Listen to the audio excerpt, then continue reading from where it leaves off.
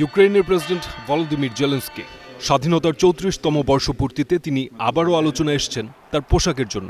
কিয়েভের ইন্ডিপেন্ডেন্স স্কোয়ারে ইউক্রেনের স্বাধীনতা দিবসে নিহতদের স্মরণে নীরবতা পালন করেন প্রেসিডেন্ট ভলোদিমির জেলেনস্কি। কালো রঙের একটি লম্বা শার্ট, তার উপর সাদা রঙের নকশা, দেখতে অনেকটা পাঞ্জাবির মতো। ইউক্রেন যুদ্ধের হাজারো নিহত নাগরিক ও সৈনিকের আত্মত্যাগের প্রতি শ্রদ্ধা জানান এই পোশাকেই। জেলেনস্কি বরাবরই আলাদা। বিশ্বজুড়ে তিনি পরিচিত তার অদ্ভুত পোশাক বাছাইয়ের জন্য। অন্য রাষ্ট্রপ্রধানদের মতো স্যুট টাই পরতে দেখা যায় না তাকে।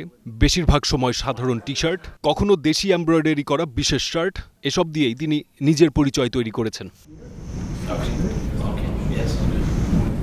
এর আগে যুক্তরাষ্ট্র সফরে তার টি শার্ট নিয়েও সমালোচনা হয়েছিল। এমনকি মার্কিন ভাইস প্রেসিডেন্ট তাকে উপহাসের সুরে বলেছিলেন, হোয়াইট হাউস এলেন, স্যুট পরে আসতে পারলেন না কেন? জেলেনস্কির জবাব ছিল, আমি স্যুট পরব, তবে যুদ্ধ শেষ হলে।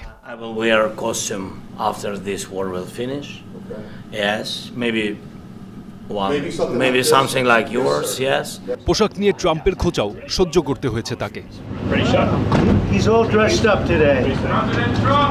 রাজনীতিতে আসার আগে জেলেনস্কি ছিলেন কমেডিয়ান ও অভিনেতা। পর্দায় অভিনয় থেকে সরাসরি দেশের নেতৃত্বে। এই অপ্রচলিত যাত্রার মতোই তার পোশাকেও যেন সবসময় ভেঙে যায় প্রচলিত ধারা। স্বাধীনতা দিবসের এই আয়োজনে কানাডার প্রধানমন্ত্রী মার্ক কার্নি ছিলেন তার সঙ্গে। তিনি বলেন, ইউক্রেনের ন্যায়সঙ্গত ও স্থায়ী শান্তির পথে কানাডা সবসময় পাশে থাকবে। Canada will always stand in solidarity with Ukraine. Fardin Khan, star news.